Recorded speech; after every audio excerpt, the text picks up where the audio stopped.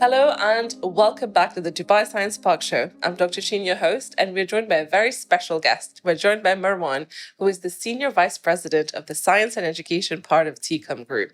Hello, Marwan. How are you? Hi. Great, and you? Good, thank you. How have you been? I keep seeing you going around, very busy, hectic, but how are you finding the WHX? Well, it's the first time that it's hosted here in Expo City, and it's been great because I think there are more people here, since the space is bigger.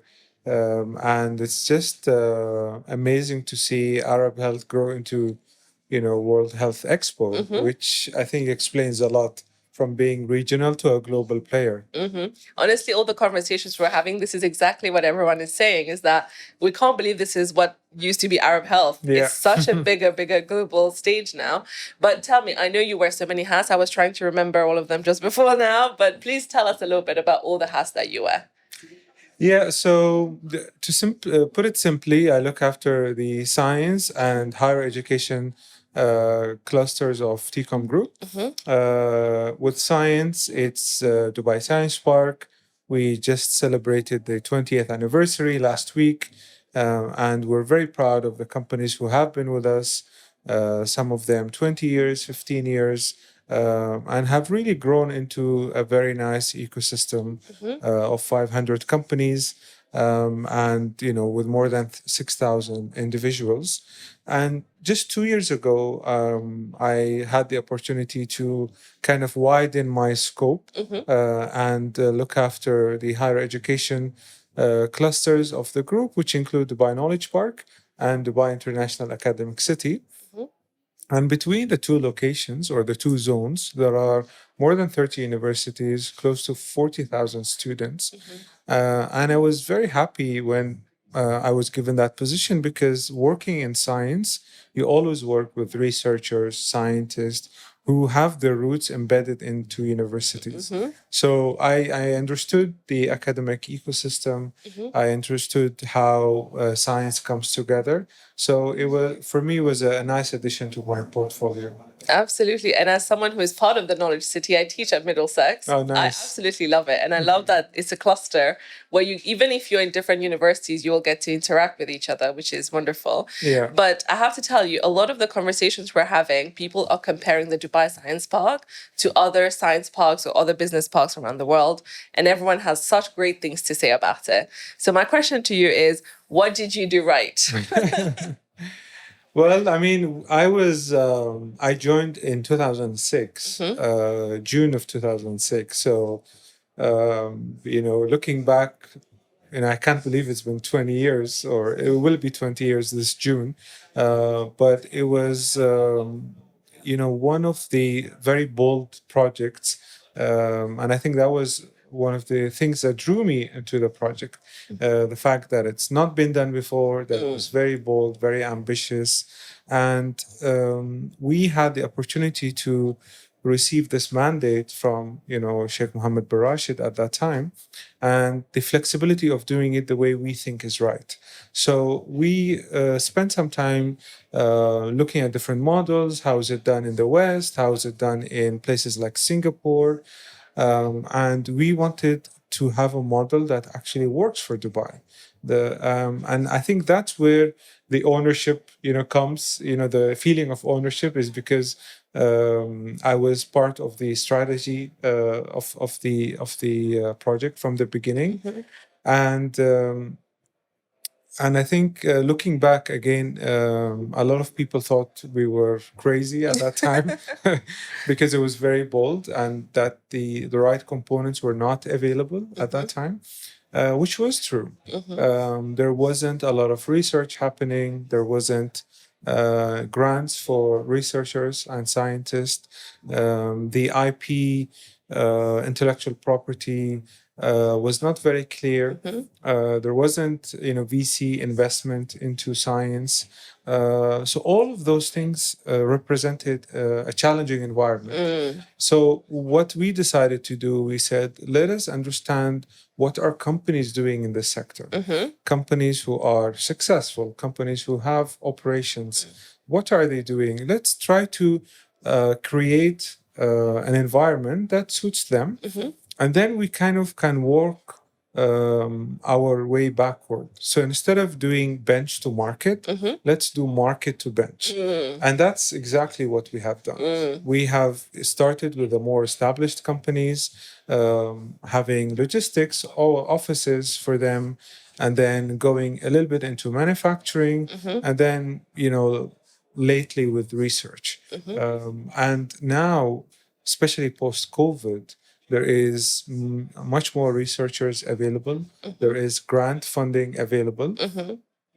And people are talking about clinical trials because during COVID, the only way to have access to the vaccine was through clinical trials.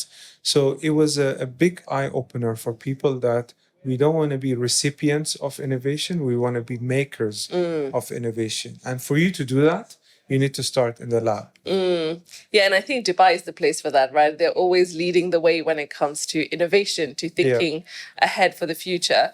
But obviously, when you started, it's crazy to think how different the landscape was. And now it's so different. And you've built this beautiful space. And so many of the companies here are telling us that Dubai Science Park has really helped them in terms of even just community, right? Yeah. But now looking forward in the future, what do you want to do with the Dubai Science Park in order to make it even better and even more future ready? So we've done a couple of things that I think has worked really well. One was obviously the infrastructure is important. That heavy lift in the beginning was crucial for us to create the infrastructure. But then later on, we realized that the people we have in the community are quite special, and we want to bring more people together and spark a conversation, spark a discussion about something, a collaboration, a pilot project. So we wanted to do, initially it was done very ad hoc. And then we said, let's do that in a more systematic way. And that was through a platform we created called Dubai Science Park Leadership Network, DSP LN. And we do an event every quarter. And we created a committee for that, an annual committee, which is done through voting. So we said we're looking for 12 experts from 12 different areas, like digital health, research, hospitals, etc. And people kind of nominated themselves. And we formed that committee, and then we asked the committee to come up with topics, ideas, challenges, opportunities for us to discuss. So people, felt that they want to be part of that selective committee that changes every year. So that was very exciting. And I think we announced a few weeks ago, or I think in December. And we want to do this in a more obviously active way, making it bigger and better. But also because I wear the higher education hat, I want there to be more collaboration between academia and industry. And the way that is done is through panel discussions, through internship opportunities, work placement opportunities for the students who are graduating, and just bringing those two sectors together. And that is something that's going to create more and more opportunities. Absolutely. And I see more and more people, a lot of my friends even are moving from the UK to here because they think that the ecosystem here is better for startups and founders. And what do you think Dubai is getting right when it comes to fostering that community? So the startup ecosystem is very important, and it's one that needs lots of hand-holding and lots of support. And through the N5 platform that we have, we launched one for science as well. As you know, they are there is an N5 for technology, media, and design. But the latest edition was science, which is great. And we basically provide the companies in the N5 science with mentorship, access to investors, and also access to subsidized facilities for those companies. So I think the mix of large companies and small companies is something that is very healthy, because a lot of the executives who work at the large companies eventually come up with a niche or an idea that that large company is not addressing. And then they say, well, if I have that idea and if there is an incubation that can support me for a few years, I should come and, start my own company. And we've seen a lot of examples of that, executives leaving their job and then coming and forming their own companies. Yeah. And it's that cohesive ecosystem that you need to build to, foster that kind of environment. Yeah, and as someone who's been doing this for over 2 decades, and you see so many people, as you said, leave their job, come start something, and become successful, it must be really nice to see people actually translate their research or their idea into the end product. Does anything come to mind in terms of what has been the one thing that you're the most proud of? There are so many examples. I'm sure. There are so many examples, and I think if I pick one, then the others. It's unfair. It's unfair. But there has been a lot of great examples, and I think one of the important things that I think Dubai does, probably in a very subtle way, is the feeling that you can do anything you want. Absolutely.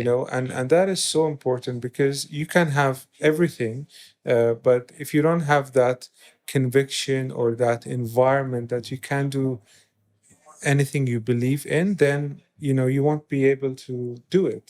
So I think the examples, the successful examples, Dubai as a city of it's always reinventing itself, thinking bigger than itself, is what inspires other people. And we're very lucky to be living in a city. Oh, like absolutely. Yeah. Dubai is changing lives every day. Yeah. But I think my final question for you is, looking forward now, as someone who, you work closely with the youth through education and the researchers and then everyone else in the ecosystem, what are you most excited about, especially if we're talking about the world of science?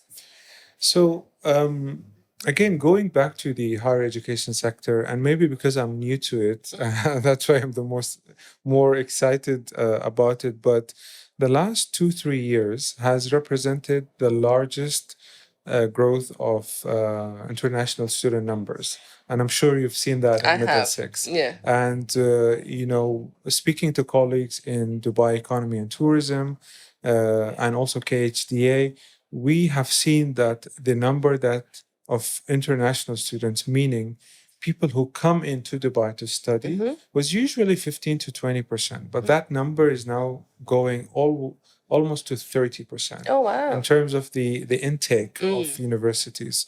So that, I think, says a lot about the higher education ecosystem in Dubai, how we have more and better universities, how current universities like Middlesex, like Heriot-Watt, Birmingham, Wollongong have more and more colleges and more programs. Some of them up to 100 programs. Yeah. Which is quite a large variety.